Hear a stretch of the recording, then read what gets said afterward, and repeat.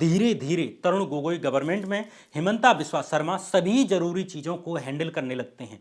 CM की जगह अब वे खुद यानी हिमंता ही एमएलएज को हैंडल करने लगे। प्रैक्टिकली हिमंता बिस्वा शर्मा ही असम के सुपर सीएम की तरह सरकार को रन कर रहे थे। इसी बीच अक्टूबर 2008 में असम में सीरियल ब्लास्ट होते हैं और इन ब्लास्ट के लिए आसू समेत कई संगठनों ने इस्लामिस्ट टेरर ग्रुप यानी हुजी को रेस्पॉन्सिबल ठहराना शुरू कर दिया, लेकिन हिमंता बिस्वा शर्मा ने इसका विरोध किया। हिमंता ने इन ब्लास्ट के लिए बोडो टेरर ग्रुप यानी एनडीएफबी को जिम्मेदार ठहराया और बाद में ये सच भी निकला।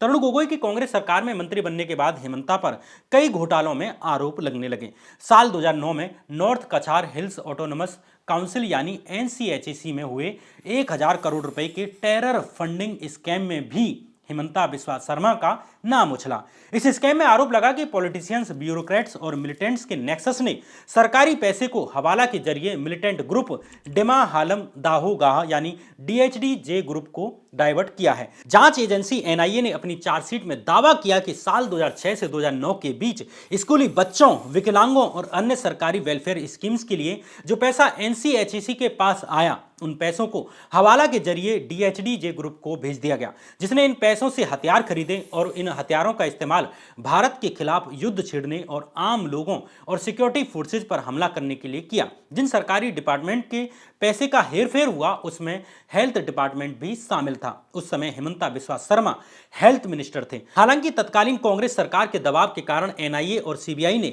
असम सरकार के मंत्रियों को इस जांच से बाहर रखा। इस तरह हिमंता भी इस मामले में जांच से बच जाते हैं। जून 2010 में आरटीआई एक्टिविस्ट अखिल गोगोई ने आरोप लगाया कि इस स्कैम के मुख्य आरोपी आरएच खान ने हिमंता को एक लग्जरी कार गिफ्ट की थी। अखिल गोगोई ने हिमंता और उनकी पत्नी द्वारा 2008 में 40 लाख रुपए कैश लेकर अपनी 5 साल की बच्ची के लिए 2 कार खरीदने के लिए डॉक्यूमेंट्स भी दिखाए। हालांकि हिमंता बिस्वा शर्मा ने इन आरोपों को खारिज करते हुए कहा कि उनकी पत्नी ने बैंक लोन के लिए कार खरीदी थी। इन आरोपों के बावजूद कांग्रेस में हिमंता का कद बढ़ता जा रहा था। इसका अंदाजा इस बात से लगाया जा सकता है कि जब साल 2010 में असम की 2 राज्यसभा सीट्स जिताने के लिए कांग्रेस के पास विधायकों की कमी पड़ रही थी, तो सोनिया गांधी के करीबी अहमद पटेल हिमंता बिस्वा शर्मा को फोन करते हैं, जो बीजेपी के 4 विधायकों को तोड़कर चुनाव के दिन खुद अपनी कार में बिठाकर असेंबली पहुंचते हैं। इस तरह कांग्रेस ये दोनों राज्यसभा सीट्स जीत सकी, वहीं बीजेपी ने इसे लोकतंत्र की हत्या करार दिया। साल 2011 में असम में एक बार फिर से असेंबली इलेक्शंस आ जाते हैं।